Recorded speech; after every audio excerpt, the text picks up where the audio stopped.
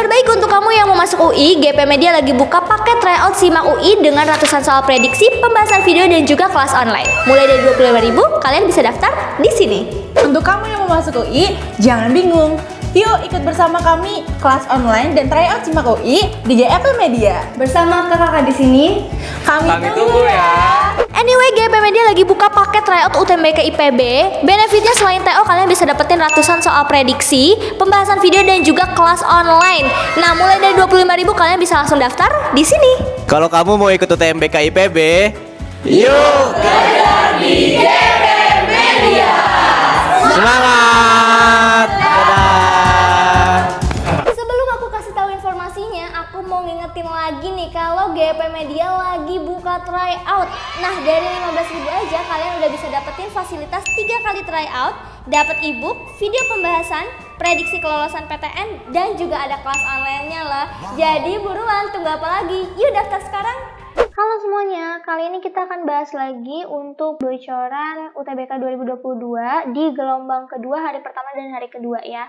Oke, untuk kali ini kita akan bahas TKA Sosum, khususnya geografi dan sosiologi. Nah, kita pertama nih dari soal geografi dulu ya. Oke, di sini ada tentang, berikut ini adalah tahap perkembangan negara menurut Rostow ya.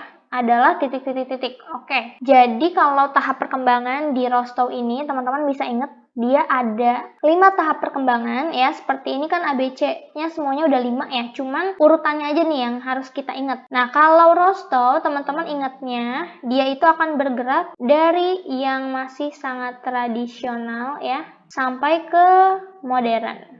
Nah, ini kata Rostow ya. Jadi dia melihat perkembangan satu negara itu dari yang awalnya benar-benar belum bisa berdiri sendiri sampai yang nanti dia udah tinggal memikirkan individualis banget lah gitu ya. Udah nggak harus mikirin lagi kecukupan dari sehari-harinya gitu ya. Itu yang masyarakat modern. Oke. Nah, di sini dari perkembangan tradisional ke modern dia ada 5 tahap seperti yang teman-teman lihat di sini. Nah, berarti kita tinggal lihat dulu, yang pertama kan harus yang masyarakat tradisional, berarti yang D sama E itu udah pasti salah karena depannya itu langsung konsumsi massa tinggi ya. Jadi kita lihat ABC nih, udah ada masyarakat tradisional. Tradisional itu biasanya kan cirinya agraris ya, atau mereka itu bergantungnya pada alam, terus masih padat tenaga kerja juga di pertaniannya kayak gitu, dan mereka belum bisa menerima atau belum juga ada kesempatan untuk dimasukin sama teknologi ataupun ilmu pengetahuan. Jadi benar-benar masih sangat tradisional gitu ya. Oke.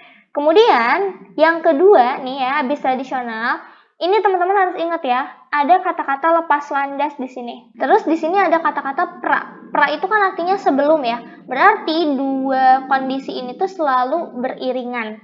Ya, jadi ada pra dan ada kondisi lepas landasnya. Pasti yang pra ini tuh sebelumnya gitu. Jadi kalau pra kondisi lepas landas adalah kondisi persiapan menuju lepas landas gitu ya.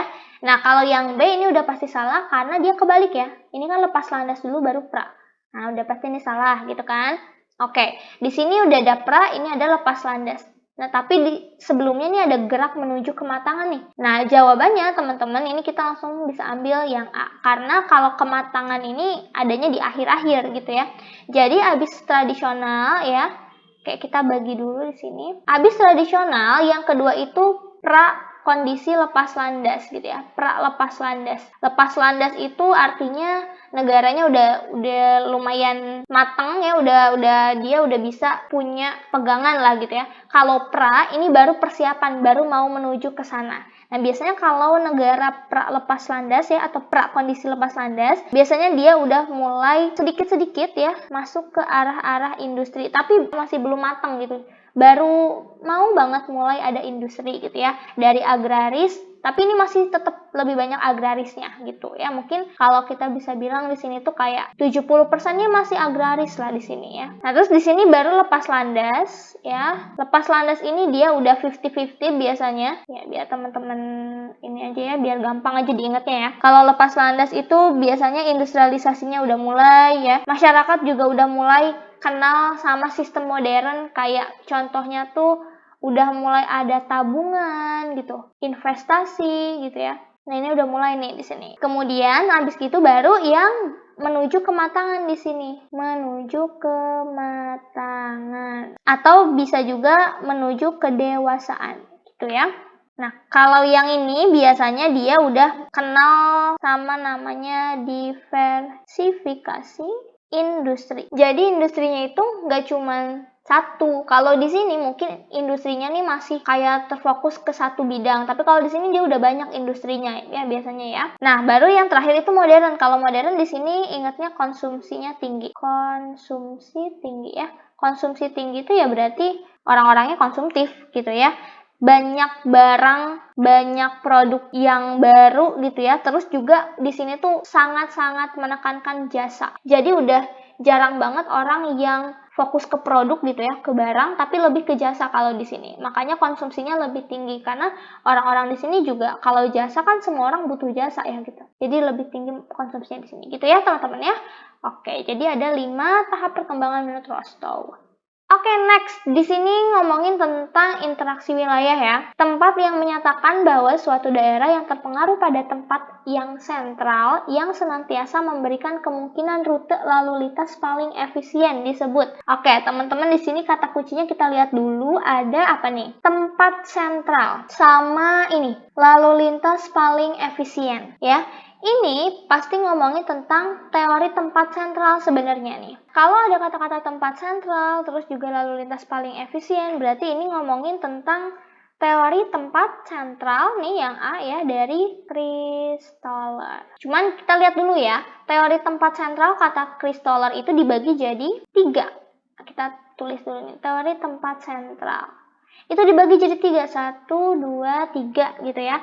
Nah, yang pertama itu kita ingatnya hierarki 3.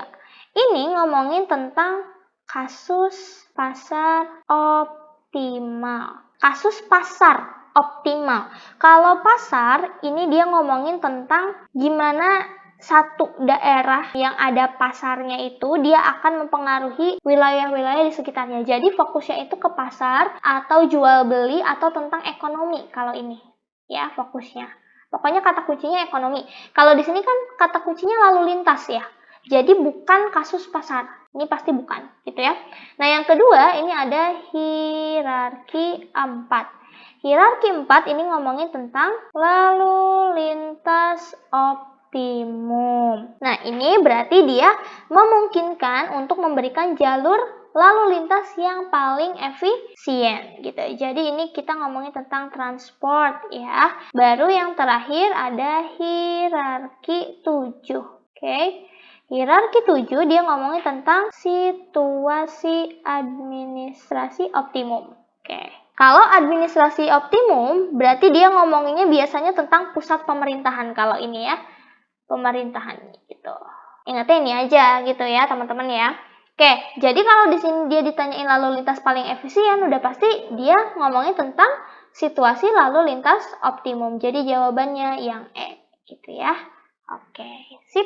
Next, nomor selanjutnya ini ngomongin tentang prinsip ya, prinsip geografi nih. Fenomena perpindahan penduduk dari desa ke kota untuk mencari pendapatan karena di daerah asalnya tidak terdapat potensi ekonomi dikaji dalam prinsip apa? Teman-teman ingat dulu prinsip dalam geografi itu cuma ada 4 ya. Ada apa aja? Pertama ada deskripsi, boleh ya, atau penjabaran. Nah, ini yang A sama yang D ini sama sebenarnya ya. Oke. Kalau ini kata kuncinya ini tuh tentang data dan fakta biasanya. Jadi kayak ngomongin tentang ada berapa jumlah penduduk. Nah, itu kita ngomongnya deskripsi atau penjabaran gitu ya. Kemudian yang kedua ada persebaran atau distribusi. Kalau ini ngomongin tentang sesuatu yang tidak merata atau bisa memusat di satu daerah gitu ya. Kemudian yang ketiga itu ada interrelasi. Kalau ini ngomongin tentang hubungan ya, sebab akibat biasanya. Jadi ada satu fenomena yang terjadi di satu daerah, dia akan dikaitkan dengan fenomena yang lain, itu interrelasi ya. Kemudian yang terakhir ada korologi. Kalau korologi dia melihat kesesuaian ya, biasanya kesesuaian antara fakta ya, fenomena ya, Jadi kalau korologi itu dia gabungan dari yang atas ini sebenarnya. Jadi kalau korologi itu lebih lengkap, ada deskripsi, ada distribusi, ada juga interrelasi di dalam satu kejadian gitu ya. Oke, kalau di sini coba teman-teman lihat, ini tentang penduduk dari desa nih pindah ke kota. Kenapa sih dia pindah dari desa ke kota? Oh, karena ini nih, di daerah asalnya berarti di desa tidak terdapat potensi ekonomi. Berarti potensi ekonomi adanya di kota. Berarti ini ngomongin tentang pasti yang persebaran. Kenapa? Karena potensi ekonomi itu ternyata nggak merata loh gitu. Potensinya lebih besar di kota daripada di desa untuk ekonomi. Jadi orang-orang pada pindah akhirnya memusat di satu daerah, yaitu di kota yang ada potensi ekonominya. Jadi jawabannya kita ambil yang persebaran atau distribusi. Kayak gitu ya. Oke, next ini ada soal untuk sosiologi. Nah, soal sosiologi di sini, oke, kita lihat ini tentang penelitian sosial ya. Siswa SMA Z yang homogen akan diteliti tentang persepsinya mengenai uang jajan yang diterima dari orang tua.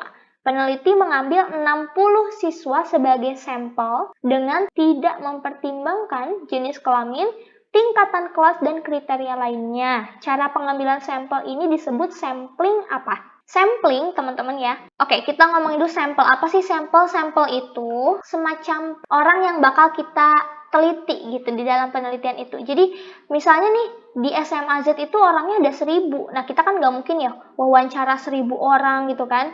Nah, diambillah sampel. Jadi, sampel itu semacam perwakilan. Di sini sampelnya tuh 60 siswa. Nah, yang ditanya di sini adalah caranya. Teknik sampel gitu ya, teknik sampling ya. Itu dibagi jadi 2, teman-teman. Ada yang namanya probabilitas dan ada yang non probabilitas. Bedanya apa? Nah, bedanya kalau probabilitas itu setiap sampel dia akan mempunyai peluang yang sama. Maksudnya gampangnya nih teman-teman ya, tidak ada kriteria khusus.